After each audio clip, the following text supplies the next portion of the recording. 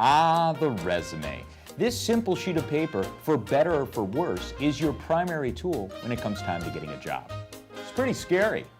The other scary part is that the recruiting directors deciding your fate are only going to spend about 10 seconds looking at your resume, and they're comparing you against dozens and sometimes hundreds of other students.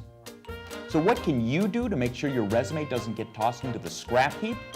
Well, there's some serious mistakes that students make over and over again that ruin their chances. Trust me, I know.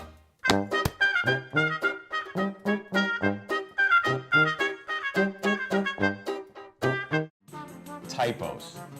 Who would send a resume out with a typo on it? A lot of people, actually. In fact, it's estimated that 20% of student resumes have typos on them. Now, I know what you're thinking. No worries for me, I don't have a typo on my resume. Well, that's what everyone thinks. I mean, no one would send a resume out knowing they have a typo on it, would they? I remember picking up a resume of a student who was very proud of his managerial skills. In fact, he was responsible for running a team of 8 employees. Yet when I looked at his resume, it said, responsible for ruining a team of 8 employees. Now, it's just one letter, and of course spell check wouldn't catch it.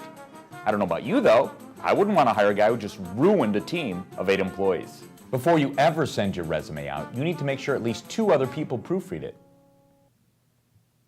Hey. I know an even better place to start. How about the Career Center? Do you think they might have some folks who'd be more than happy to look at your resume and give you all sorts of advice? Of course they do. Writing style. Resumes need to be easy to read. The fact is, most of us in the real world don't have time to read. The best way to format your resume is using bullet points. There should be no sentences on your resume, so there's no need for any periods. Make sure you remove all first person. I don't want to see the words I, we, me, or our on your resume. And finally, make sure you start all those bullet points with action verbs, and don't repeat those action verbs. Do you know what the Lisa Janet Szabo Honorary Scholarship is? Neither do I. Not everybody went to your school. Not everybody was in the same extracurriculars. You need to make sure that you explain it to the recruiting director. So for all I know, the LJZHS is awarded to 1 student out of 1,000 based on outstanding academics, leadership, and commitment. Or for all I know, your grandmother is Lisa Janet Szabo, and she gave you $50 to buy pizza one day. I have no idea. Explain, in one brief phrase, what it is. Otherwise, the reader will assume it's worthless.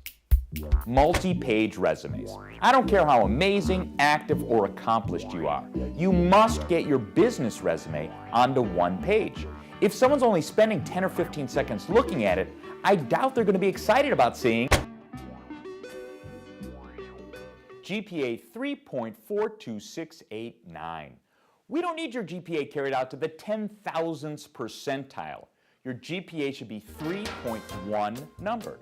You're going to round up or down according to the laws of mathematics. So in this case, your GPA should be listed as 3.4. So there you have it, resume mistakes that students make over and over again. Make sure you avoid these and you'll definitely improve your chances of landing a job. Good luck.